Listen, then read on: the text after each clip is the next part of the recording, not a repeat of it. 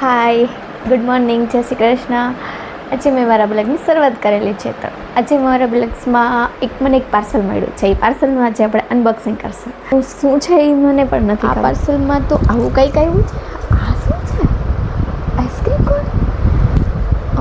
આ તો કંઈક શેનું ઝાડ જેવું આપ્યું છે પાર્સલમાં. તો આ તો ગ્રાન્ડ ઇન્વિટેશન આવેલું છે.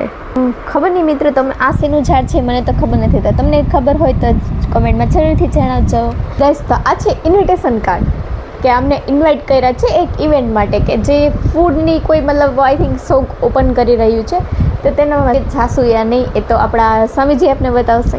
એટલું બધું બોલ કરીને તો મને તો ભૂખ લાગી ગઈ છે. તો હવે આપણે કંઈક ખાવાનું ગોતી લઈએ.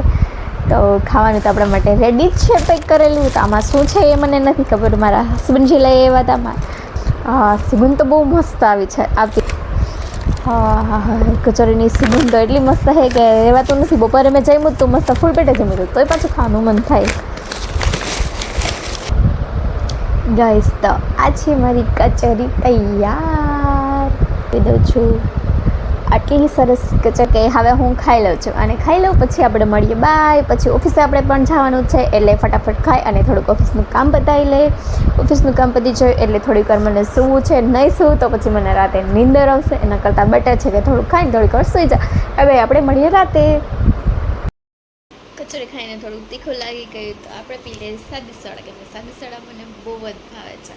મને કંઈ બી ક્યારેક પીવાનું મન થાય ને એમનો ગળું શકાતું હોય તો હું ખાલી સાદી સોડા પી લઉં, મીઠું નાખીને. મને તો આપણે તો સાદી સોડા પી લીધી. તો હવે આપણે કામ પણ થોડુંક લાગવું જશે. તો આપણે લેપટોપ ખોલી લઈએ છીએ. લેપટોપ ખોલીને હવે થોડું કામ કરી લઈએ, કેમ કે કામ તો કરવું પડશે.